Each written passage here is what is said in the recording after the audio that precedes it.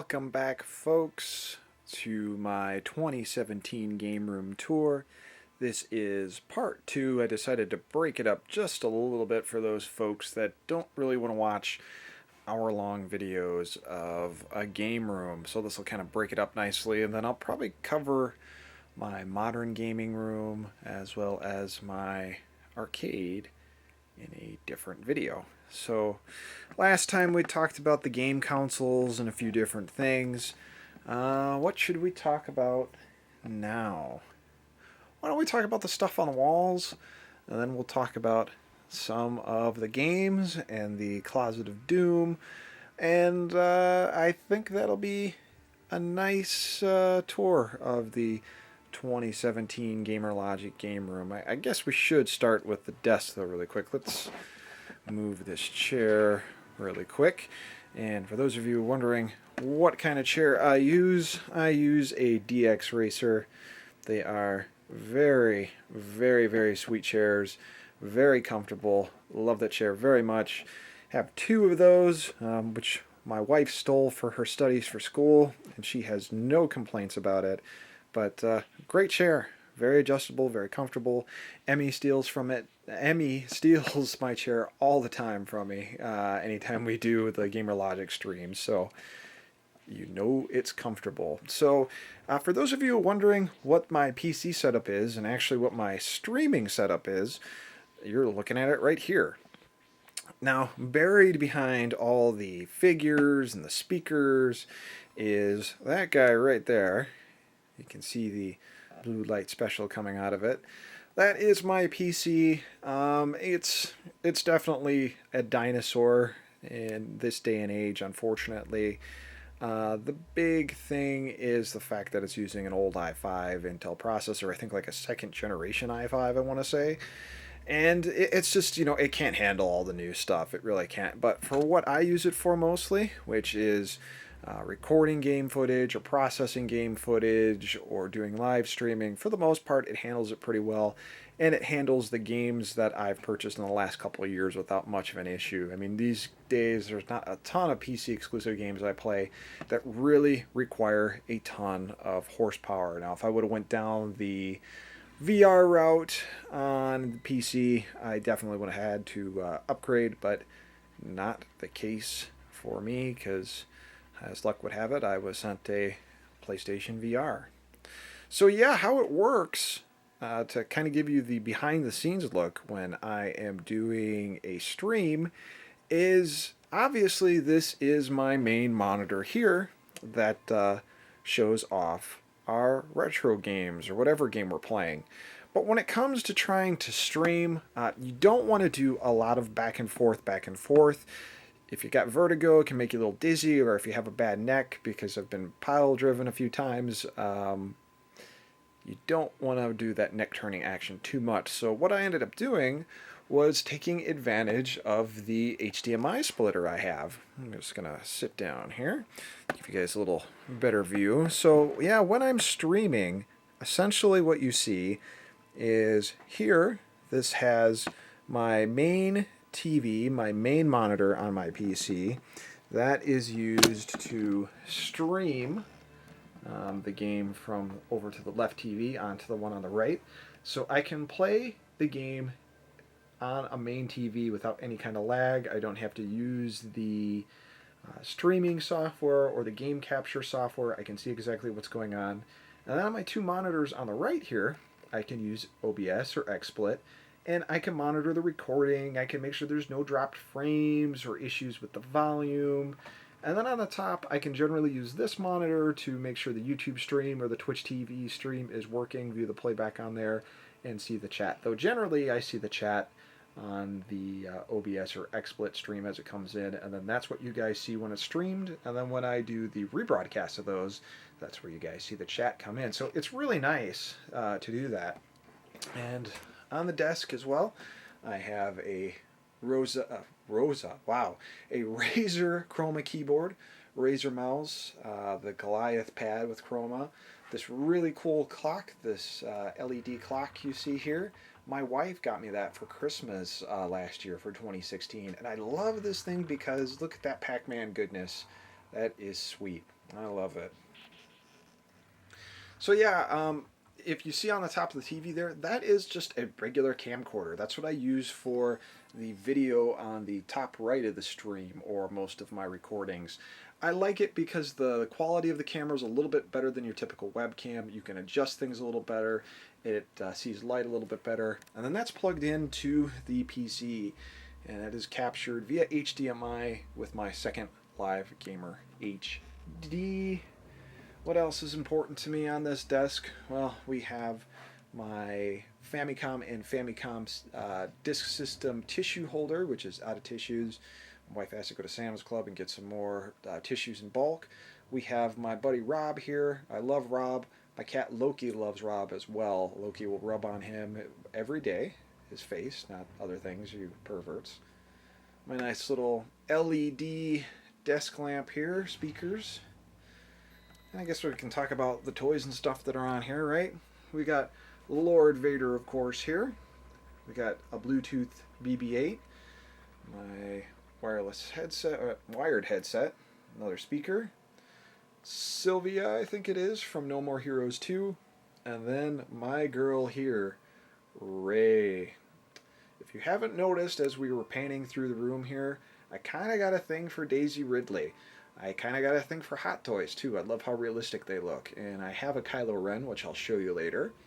But, yeah, I love this. It's just super, super accurate looking. Have her in a nice little display case. And I guess we'll talk about the going from Daisy Ridley here, is we'll talk about this stuff here. These are two vinyl picture discs here from the Force Awakens soundtrack. I have them framed. I don't really use them just because the quality of picture disc for vinyl kind of sucks. And I have the MP3s that I got from Amazon when I ordered that. Well, what you're looking at here is a signed picture of Daisy Ridley from The Force Awakens and a second one. I got one of those, or did I get both of them, from Hasbro for doing my Force Collector series, which I'll be bringing back next year. This Final Fantasy VII Advent Children wall scroll I've had for so many years. Got that from going to my first comic convention. Had so much cool stuff there. And then, as you can see, I have many, many lightsabers. And I mentioned before that I did a run through of this video before, and it had a lot of bad judder and stuff. So in that video, I turned all these lightsabers on, or most of them, because some of them need their batteries replaced, and it totally blew out the audio because it's so loud. And what I'm going to end up doing is, while I'm talking about this, I'll turn all these on and just do a separate cut-in video with how these lightsabers look when they turned on, because they're bright as hell. They're awesome. Some of them are from Master Replicas, some of them are from Hasbro, some of them are from other lightsaber companies like Ultra Saber, Saber Forge, Vader's Vault, but I love them. I actually use the Battle Ready sabers for, what I guess you would say fencing or kendo. And I actually use them for my Aikido stance as well, practicing my different stances. Because as you move in Aikido, the whole point of Aikido, I should say, that's very much sword based, even in the hand-to-hand stance. So I've been using that along with these to kind of improve that and get the flow a little bit better. So cool in that regard, but man, I love these things, and wait till you see how bright some of these are. I probably won't have enough batteries to replace all of them, but a good chunk of them. More on the wall stuff here. Let me shoulder mount this camera again, make it a little easier to have a stable picture, and I'll show you some of this stuff. Some original Halo, as well as Star Wars, and there are some various figurines up there. Cammy, Poison, all sorts of stuff. Up there we've got more stuff. Final Fantasy VII, Final Fantasy VIII, Tifa, Halo 3, Halo ODST. Still got this gigantic Soda Toys Ryu that was sent to me for review, and they let me keep. Very cool. Some artwork is littered, of course, all over the place. My championship belts. There has been some changes to the championship belt cabinet. I don't know if I've changed these since the last video, but I have gotten rid of a few of my belts and just kept the ones I really, really liked. I still have about 8 total. The rest of them are downstairs, but these are my current favorites, I guess you could say. Now, we were talking about him before when we were talking about my Rey statue, but there he is, Kylo Ren, and he's got poor BB-8 there. I love this one. Just looks so amazing. He's surrounded by my Oni Akuma statues.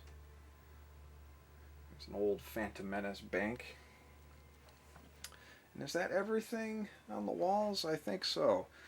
On the shelf here on the Sega Saturn kiosk, kind of in the back, I got the Halo Master Chief, Halo 3 Legendary Edition, a Mega Man Blaster, Kylo Ren, Poison's Hairspray, and there's a Sephiroth hanging out over here. And that's pretty much all the stuff of note. It's an original 70s Star Wars poster there. So why don't we move on to talk about the games. And if we go over here, you guys will see this guy. This shelf here is all my loose cartridge games, or most of my loose cartridge games. And starting from the top to the bottom here, we got Super NES, and various things on the outside, like the Game Gear, Game Genie, Power Pack, Super Game Boy 2. And then this eventually goes down to NES games, and it goes down to Sega Genesis games, and then it goes down to Famicom games, and then it goes to Intellivision, and Atari 2600, and Atari 7800 games, then the Super Famicom, and then Nintendo 64 games. The Nintendo 64 games, that's a mix of both US, PAL, and Japanese games, so not all of these are the North American releases. Like, I have people ask, like, hey, can I borrow your copy of such and such? And it's like, well, can you read Japanese? And generally people are like, oh, no. And it's like, well, sorry. Just because some of the Nintendo 64 games are ridiculously expensive. So I try to make sure that I get the cheaper versions, or I play on the flash carts. Sega Saturn. Wow, my brain is not here today. Atari Jaguar games. I always contemplate possibly getting rid of that system and its games, but I'm not sure. It just doesn't get played that much, but I do love AVP. Over here is my import CD games, as well as some soundtracks and stuff. And on the top is this little Nintendo Famicom Disk System mini disc holder. It doesn't hold mini disc, it holds all my flash cards as well as my memory cards, all sorts of different stuff. Little Famicom Disk System bank. That's got to go to work, actually. I'm going to use that for my spare pop money. But these are all my import CD based games. So on the top here we have Neo Geo CD, Sega Saturn, PlayStation, some Super CD stuff for Turbo Duo, some Dreamcast, some memory card management, some PC games, and then, like I said, some soundtracks. On the big shelf here, this is my complete in-box game collection. I do have a few games sealed in here that aren't opened, but probably 95% of these are opened and are played. On the top there, I got a cool Street Fighter 2 Championship Edition marquee, my EverDrive boxes, but it pretty much goes Genesis games. We go down to boxed and television stuff, Nintendo 64 titles, miscellaneous stuff on the top when it doesn't fit, so you'll see some Super Nintendo things there, but we've got a huge load of NES games, and then we get down to the Super Nintendo with a good chunk of boxed SNES games. All sorts of good stuff. Move my chair here so we can get a better look at this stuff.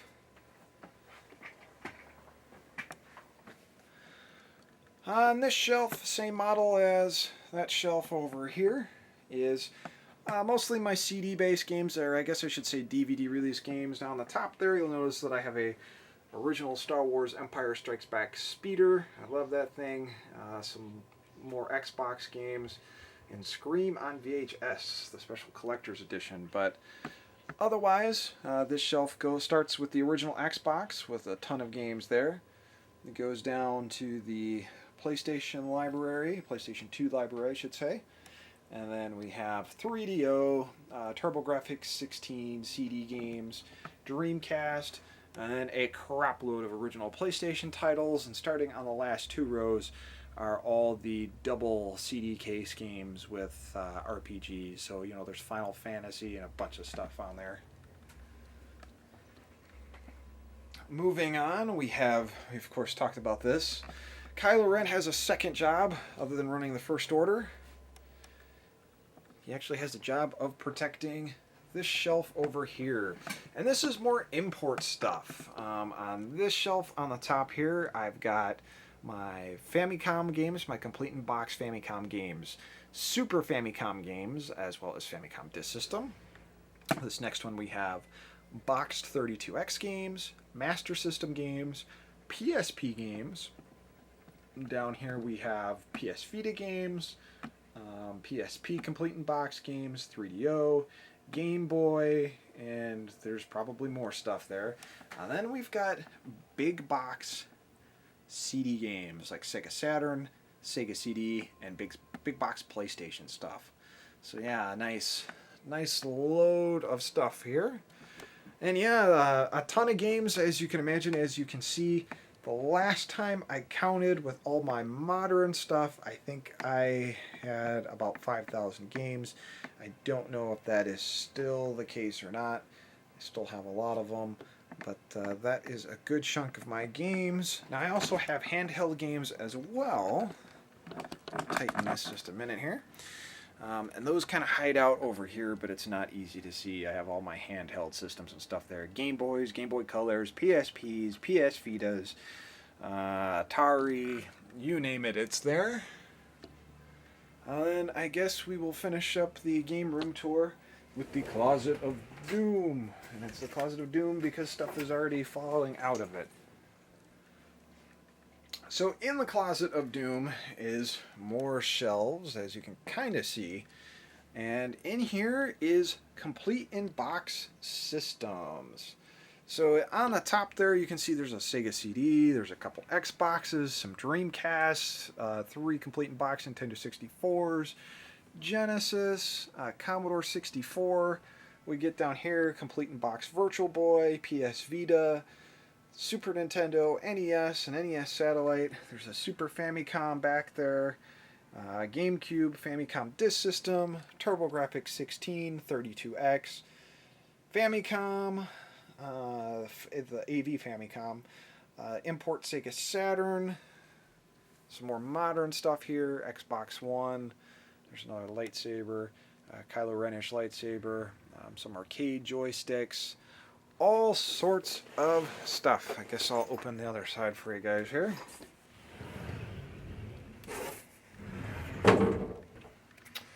More stuff on this side. There's all those boxed N64, so I was telling you about.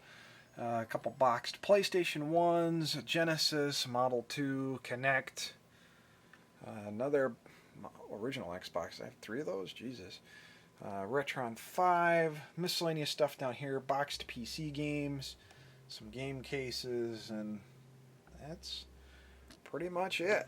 So yeah, I have a lot of crap, as you can see, but I enjoy all of this stuff. I try to use it all as much as I can. I've really pierced through the stuff I don't use, and this is really all the stuff I'm planning on keeping, and I enjoy what I do, and I do enjoy the fact that I got this stuff as long ago as I did, because this stuff is just way too pricey to get into these days. So I hope you enjoyed the 2017 Game Room. If you have any questions, feel free to comment. And for now, guys, Take it easy. If you enjoyed this video, please help spread the word about GamerLogic content by giving us a thumbs up and sharing this video on all your social network feeds. Your friends will thank you, and we'll thank you too for helping us out. Want more GamerLogic content?